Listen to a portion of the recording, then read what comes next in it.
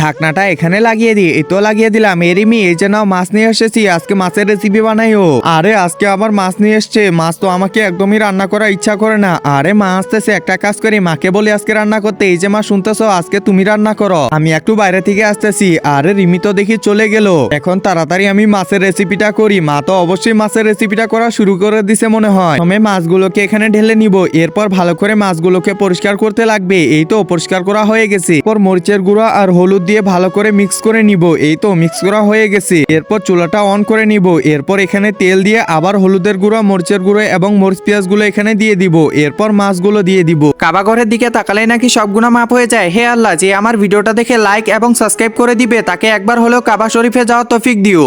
এরপর ভালো করে মিক্স করে নিব। এই তো মিক্স করা হয়ে গেছে। এবার ঢাকনাটা লাগিয়ে দিই। আরে কি ব্যাপার, এত সুন্দর ঘ্রাণ কোথ থেকে বের হচ্ছে? তাড়াতাড়ি গিয়ে দেখতে লাগবে তো। আরে মা, তুমি কি বানাইছো? আরে আমি তো কিছুই বানাইনি, তাড়াতাড়ি রান্না কর গিয়ে। আরে তাহলে আমি এতক্ষণ এটা ভাবতেছিলাম।